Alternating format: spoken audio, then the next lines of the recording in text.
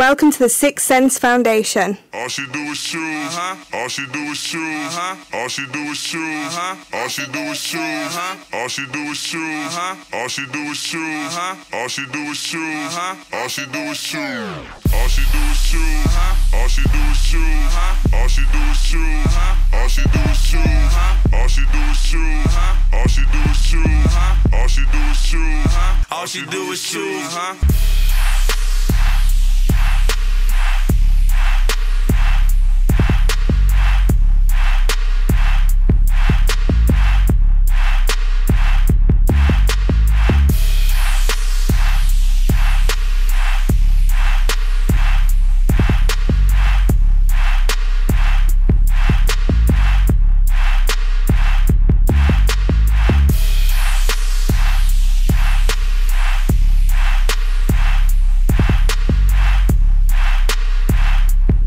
Hey friends, it's Dr. Erica Jones with the Art of Transition podcast. You know how we do. We let our guests introduce themselves. Got a special lady here with us today.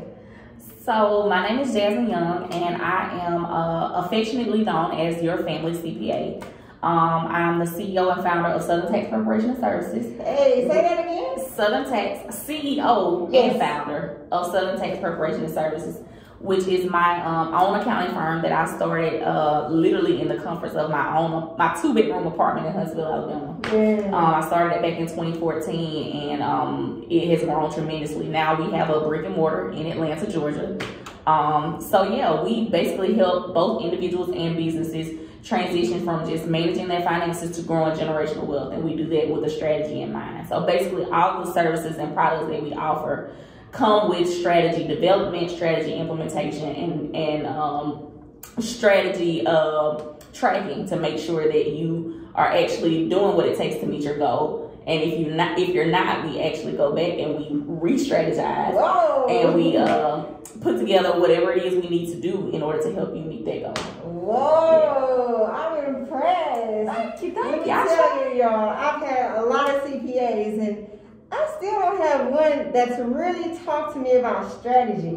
I feel like CPAs usually will leave that conversation to the wealth advisors and things like that. Right. So it's very interesting that that's a part of your focus. Absolutely, because a lot of one pain point that I saw coming into the industry is that people that have accountants, they literally run reports for them all the time. They bombard them with numbers and this report and this percentage and that, and people don't understand it. So I literally wanted to be the resource that people need, number one, to understand financial literacy. Right. And then to help them, after you understand financial literacy, okay, I'm going to walk you along this journey to help you get to whatever your financial goal is, whether that's to start your own business or whether to not work paycheck to paycheck, or whether you want to build generational wealth and leave a legacy for your family.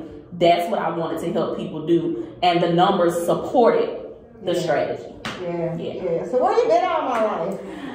Child, listen, it's so funny how I even got into this. I was one of 3 of my high school co-captains for basketball in high school. Yeah.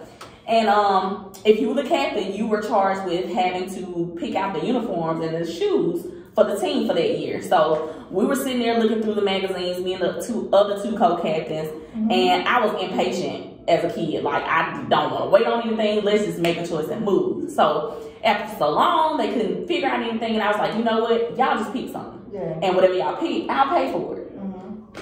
And the comment I got from one of my co-captains was, well, everybody's not fed with a silver spoon like you, Jasmine. Ooh. And I'm not gonna lie, it pissed me off. Ooh. It pissed me off because I didn't look at myself as privileged. I mean, my mom was a seamstress at the local Vanity Fair. My dad was a trash man. So I was like, I don't think I'm getting anything. Like, we was working class like I thought everybody else was. So I literally watched my mom and dad, they literally just worked hard.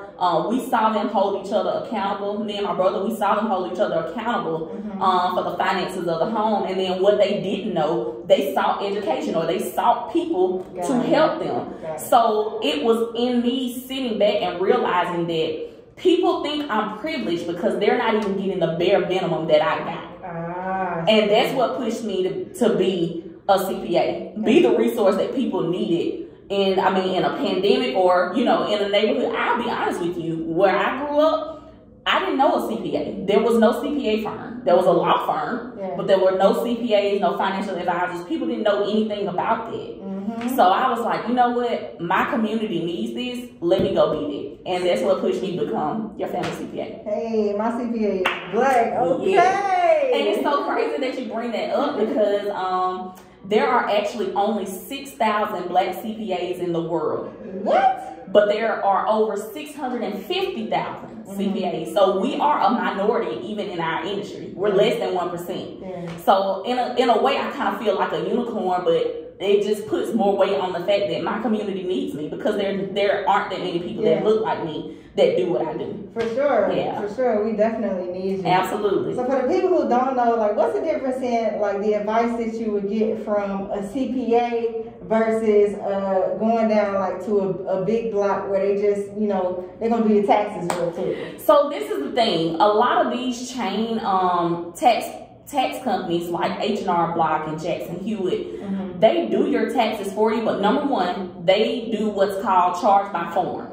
So basically what that means is every time they open up a different form that goes with your taxes, there's a fee attached to that specific form. Ooh. So that's how you can end up with only having a W-2 and you got a $300 bill for your taxes. Okay. Whereas at Southern Tax, we don't charge by form. We charge by the type of taxpayer. So whether you're a basic taxpayer, advanced taxpayer, premier, corporate, whatever the case may be, we charge by that. There's a flat fee set, and then if it takes us longer than an hour to prepare the return, then we add an hourly fee of $25. So we strategically, there's the word strategy again, we strategically made our pricing, it's value-based. And that's what a lot of people don't get when they're going to TurboTax and Jackson Hewitt and H&R Block. Those people, they're not asking you, well, what major life events occurred in your life to see, are there other things that you could claim on your taxes to lower your tax liability? They're going to take whatever you give them and they're just going to file it. They're not going to ask any additional questions. Whereas with us, we specialize in what's called the long 1040, which is different from the chain tax preparers, because if they can do a 1040 easy, which is the short form, they're gonna do it, but they're still gonna charge you $300 and something for it. Right. But with us, we always file the long form 1040, and that way we are able to go through each deduction that is available to you to see, okay, this is what's on the form. Does this apply to you? If it does, do you have the documentation to support us getting this deduction for you? And we do that with we don't like to call our clients. Everybody that comes through Southern Tax is family. Hey, I love that. So I treat my Southern Tax family like my personal family. So I'm going to go through with you to see, okay, do you have these things that we can claim on your taxes to lower your tax liability if that is your goal? Right. So like I said, everything is based on strategy, and we go in figuring out, hey, what is it that you're trying to achieve? If you want a huge refund, okay, let's look and see if that's even an option, and if it is, let's see if we can capitalize on it. Yeah, let's be realistic. Let's really look at and in medicine, a lot of times people we like to tell people, like, we're going to look at you as like a whole person. Right. And I think that just should apply in general in business. Right. In general. It should. It's a whole person. Especially when it comes to finances. And that's what you don't get from these chains. They look at you as a one-stop service. Whereas when you come to Southern Tax, we might be preparing your taxes, but if I see that as I'm doing your taxes, you don't have a retirement fund, hey, I'm going to say, hey, have you checked out this resource that we have available to you? You should be saving for retirement. Do you have an estate plan? How's your credit? We are actually looking for other ways to help you become financially literate and build generational wealth and expand from just living check to check and actually build the wealth that most people want and they think is unattainable when it actually is. Man, the whole podcast is about the art of transition, and it's like you're helping people transition through all the different stages that they need to go through in their financial lives. So when I saw your shirt, and I've known of you for a long time now, so it's just a pleasure to be able to talk to you and get a little bit of your energy. I appreciate your time, and when you think about like the transitions that you're helping people go through, like what do you feel like really helped you in terms of resources? What helped you transition into being, okay, I went to school, like I'm an accountant, and okay, I did the exam to be a CPA. Like what helped you kind of get to a point where you felt comfortable? You passed the exam, you felt comfortable like opening up your own business. So I will tell you, I'm an introvert. Yes. So all of my energy comes from within. So I literally pushed myself. I went to school with the mindset of I want to work for myself because I want to help my people. And I know that if I work for someone else, they're going to take away my time to where I can't help my people. So that was the first thing. I had my mindset on, hey, even if I had to get a job as a means to an end, which was to fund my CPA firm, I would do it. And I'm still doing it. I hit my 10-year anniversary with the federal government in August. So I'm using the money there to fund my CPA firm. And this is our 7th year in business. I actually started doing taxes first. Most CPAs, that's what they start because taxes is easy. For people that like numbers, I know that may not be everybody, but tax is an easy way to get into the accounting world. Okay. So I started there.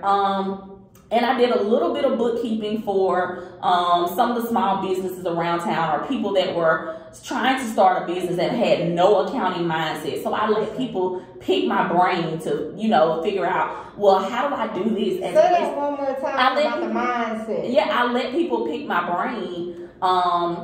And as it relates to the mindset, I really I went into it knowing that, hey, if I want to serve these people, they're going to have to see my value first. Because I will say it's a lot of people out here in different professions and they're literally just in the profession. Like they don't provide the value or they don't provide the service that you're looking for.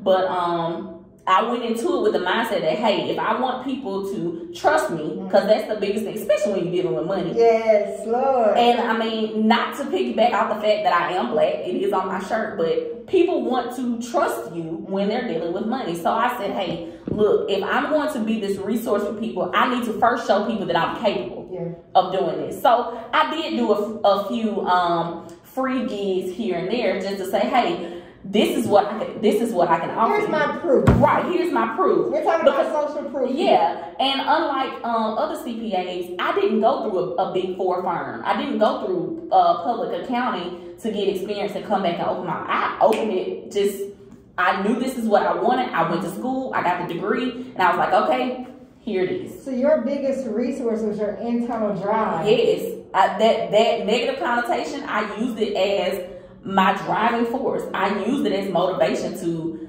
be the resource that people needed because I knew that if I didn't do it, we may not ever get it. Yeah. We may not ever get it. So I'm actually proud of that everybody knows me back home as, hey, that's the CPA. Yeah. So it's becoming a commonality now, which is what I wanted because I want people to get used to building wealth. Yeah. I want people to get comfortable in that because, the history of black people, that's where we come from in the first place. And I just want to restore us back to that. So I'm trying to get people to get comfortable with being uncomfortable on this journey. Okay. Because it's not easy. Get comfortable being uncomfortable on this journey to wealth. Y'all heard what she said, right? Yeah, it takes time to build it. It's not overnight. It's gonna take a lot of strategy development. It's gonna take a lot of going back to the drawing board and saying, hey, we thought this was the way we wanted to go, but this is not it. We want to do something else. It's really trial and error. Yeah. A lot of these the one thing that people don't realize as it relates to building wealth is that it's based off of budgeting. That's the first facet of financial literacy. Yeah. And when you say budget, people automatically go, oh man, I don't like to budget, or they think, oh well, if I'm on a budget, I'm broke. Or I will tell you right now, that is the main way that millionaires and these big Fortune 500 companies, that's how they thrive now. They have a budget meeting every month. I see. And the reason they do that is because they want to know, okay, out of all the resources that we have, where can we allocate these resources to meet our goal? Okay. That's all budgeting is. Allocating your resources to meet your goal. So if you want to save $1,000, how can you do that if you don't even know, do I have $1,000 available to save? Like, am I spending more than I make? Are my expenses more than I make? You have no way of knowing that if you don't budget. So a budget is not a block. It's not.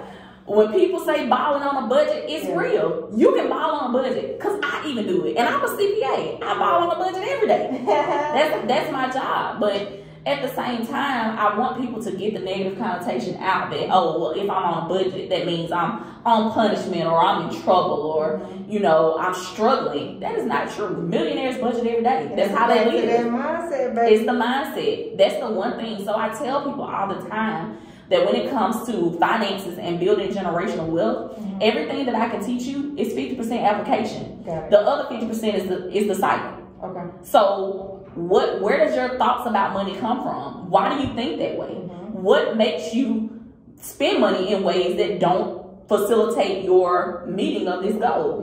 You have to look at that, because I can give you a lot of people think, oh, if I had this much money, I would be able to survive. And that's not true. Because I can give you $1 million today, and if you squandered 100,000, you're gonna squander this million.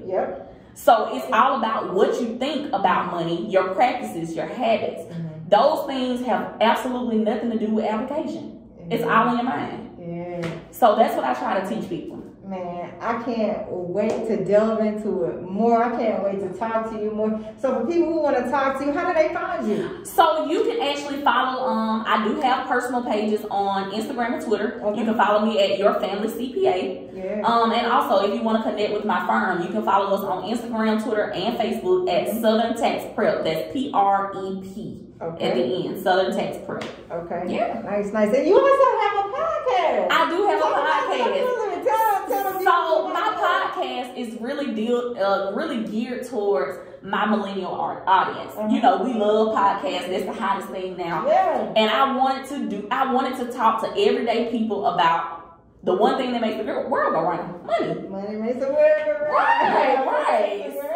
So I thought about it, and I was like, dang, what can I do to get in millennials' ears daily? Because giving somebody a book to read, everybody doesn't learn that way. Giving somebody a spreadsheet or a class, everybody doesn't learn that way. So I was like, what can I do? And I thought about Talk Wealthy to Me.